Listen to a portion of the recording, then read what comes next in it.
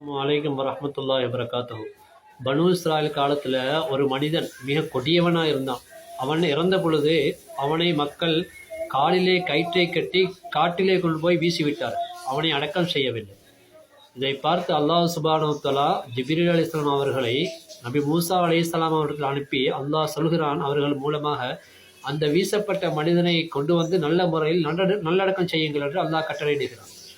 மூசா நபி அலைஹிஸ்ஸலாம் அவர்கள் அல்லாஹ்விடத்தில் கேட்கிறார்கள், ஆச்சரியமடைந்தவர்களா, அவன் மிகப்பெரிய கொடிய பாவி, அவனை அடக்கம் செய்கின்ற அளவுக்கு அவன் அப்படி என்ன அமல் செய்தான் என்று கேட்ட பொழுது அல்லாஹ் சொன்னான், அவன் தௌராத் வேதத்தை புரட்டி பார்க்கின்ற பொழுதெல்லாம் கண்மணி நாயகம் முஹம்மது நபி ஸல்லல்லாஹு அலைஹி வஸல்லம் அவர்களுடைய பெயரை பார்க்கின்ற பொழுது அவன் அவர்கள் மீது ஸலவாத்து சொல்வான், அதனால் நான் அவனுடைய பாவங்களை மன்னித்து விட்டேன் என்று அல்லாஹ் தஆலா சொன்னான்.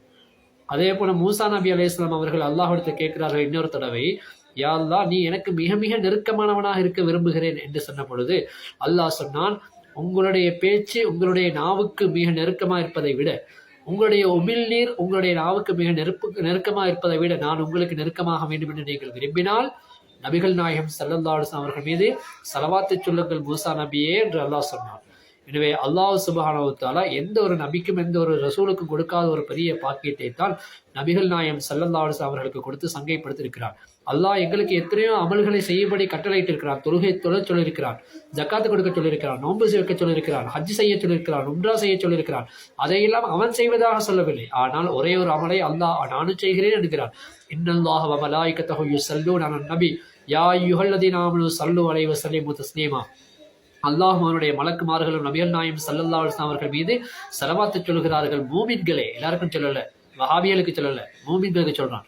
மூமின்களே, நீங்களும் ஸலவாத்து சொல்லுங்கள், அவர்கள் மீது சலாமும் சொல்லுங்கள் அல்லாஹ் சொல்கிறான். இந்த இடத்துல மலக்குமார்களும் சொல்கிறார்கள், மூமின்களே நீங்களும் சொல்லுங்கள் என்று சொல்வதற்கு முன்னால் அல்லாஹ் தன்னை முற்படுத்துகிறான். இன்னல்லாஹ், நிச்சயமா அல்லாவும் ஸலவாத்து சொல்கிறான், தன்னை முற்படுத்துகிறான். அவ்வளவு பெரிய ஒரு பாக்கியம்தான் இந்த ஸலவாத்து சொல்ல வேண்டிய நேரத்தில் நாம் சொல்லிக் கொள்ளலாம். அதை கொஞ்சம்